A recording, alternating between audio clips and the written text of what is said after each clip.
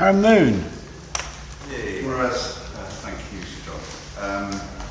This bill places me in an invidious situation. For thousands of years, the people of Cornwall have been considered different from the rest of the country. Indeed, the word Cornwall means land of foreigners. We call it Cerno, which is the people of the promontory. This question is not a question of names or even identity. This is a question for us of national minority status. The legally binding national minority status under the Framework Convention for the protection of national minorities. And we do have in Cornwall some quite deep levels of devolution as it currently is. But the issue that we have is that, as currently drafted, the bill compromises Article 16 of the Framework Convention.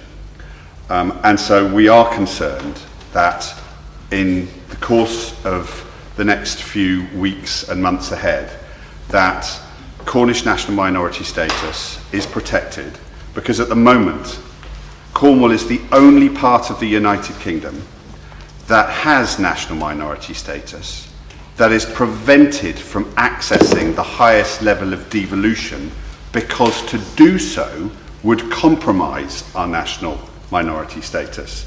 Now, I've had several conversations with ministers, and I am satisfied with government assurances at this stage that Cornwall will receive a devolution arrangement that allows us to access the highest level of devolution without the requirement to join a mayoral combined authority, and that the recognition that we live on a multinational island is protected.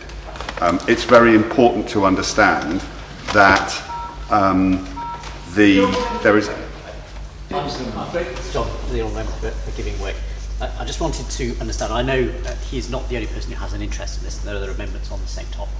He mentioned that he was satisfied with the government's assurances. Now, I know we've not directly sought those assurances. Would he be willing to just set out for the committee the nature of those assurances, so we can all understand what has been committed to, in order to be well informed when it comes to our voting decisions on this matter later on? Well, I thank him for his intervention. I have had no commitments. I have had discussions with ministers. There's been no commitments. We've had discussions around the difficulty with the proposals that are being made here about making potentially the bill a hybrid bill and the complications that brings with it. But what I am comfortable with is that I'm happy to keep talking to government in a spirit of openness, reflecting the views of every single political party within Cornwall, bar one. So it is on that basis that I am comfortable to keep talking. I can't support these amendments because of the negative nature of the way that I think that they're going to change the nature of the bill, and it's on that basis that I will be voting against them.